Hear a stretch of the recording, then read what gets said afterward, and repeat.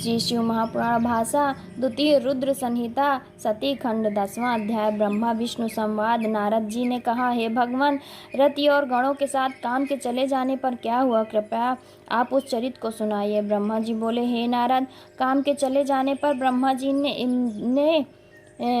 मैं अपनी पूर्ण भक्ति न पाकर बड़ा दुखी हुआ और तथा उन्हें जो मोहित करा देने का मेरा अहंकार था वो भी चूर्ण हो गया। परंतु मैं यह विचार करता रहा कि ऐसी क्या युक्ति करूं जिससे महात्मा शिव जी स्त्री ग्रहण कर ले।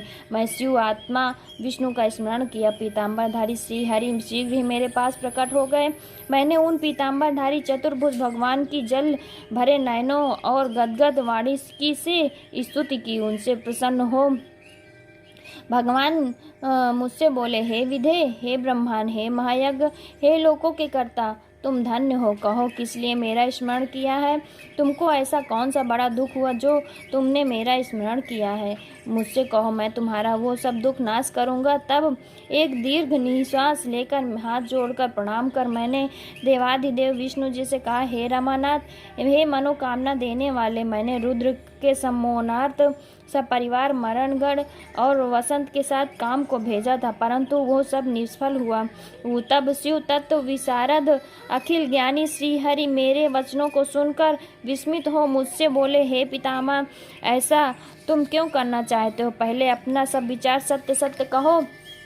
ब्रह्मा जी कहते हैं, तब मैंने कहा कि सृष्टि के आरंभ में जब मेरे दक्षादि 10 पुत्र और वाणी द्वारा सुंदर कन्या उत्पन्न हुई और छाती से धर्म, मन से काम और देह से बहुत से प्राणी उत्पन्न हुए, तब उस कन्या को देखकर मुझे मोह उत्पन्न हो गया और आपकी माया से मोहित होकर मैंने उस कन्या को कुदृष्टि से देखा। तब उसी समय महादेव जी ने आकर मुझे और मेरे पुत्रों को बहुत धिक्कारा, मेरे पुत्र के समक्ष मेरी निंदा की।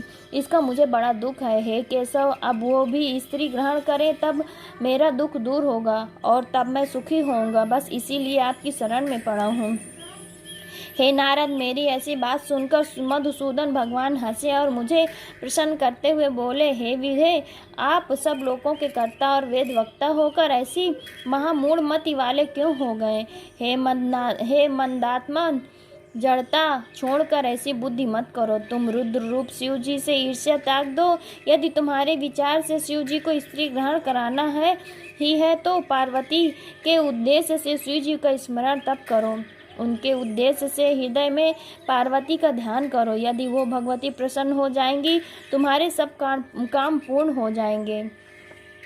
वो सर्वगुण संपन्न पार्वती अवतार ले लोक में किसी की कन्या हो जाएंगी और वो शीघ्र ही शिवजी की पत्नी होंगी। इसके लिए तुम दक्ष को यज्ञ आज्ञा दो कि वो तप करे, जिसकी भक्ति से पार्वती आपके यहाँ उत्पन्न हो जाएंगी। हे तात, शिवा शिव सर्वदा अपने भक्त की इच्छा अनुकूल ही हैं। क्या तुम्हें नहीं जानते कि उनके ही दिए हुए अधिकार से आज हम दोनों ऐसे हुए हैं? परंतु धन्य है शिवजी की माया, जिसने तुमको सब कुछ भुला सा दिया। मैं, तुम और शिव सभी तो उन्हीं के स्वरूप हैं। इसी प्रकार पार्वती जी के 3 स्वरूप हैं, विष्णु जी की लक्ष्मी, ब्रह्मा की सरस्वती और शिव की सती। ये सब शिव जी हमको और तुमको पहले ही बतला गए हैं। उन्हीं से हम दोनों सुखी हैं। इधर जब हमने और तुमने अपना अपना कार्य आरंभ किया तो उधर कैलाश पर जाकर शंकर जी रुद्र हो गए। वहाँ उन्होंने रुद्र का अवतार लिया। अब उनको बुलाने में कुछ यत्न करना होगा। युक्ति से भक्तिपूर्वक तप करो, तब कहीं प्रजेश दक्ष के यहाँ सती नाम शिवा पार्वती का अवतार होगा। गरुड़ेश विष्णु ये कहकर वहीं अंतर्धान हो गए। मेरा अहंकार जाता रहा। इति श्री शिव महापुराण भाषा द्वितीय रुद्र संहिता सती खंड का 10वां भाग समाप्त। भक्तजनों, हर हर महादेव।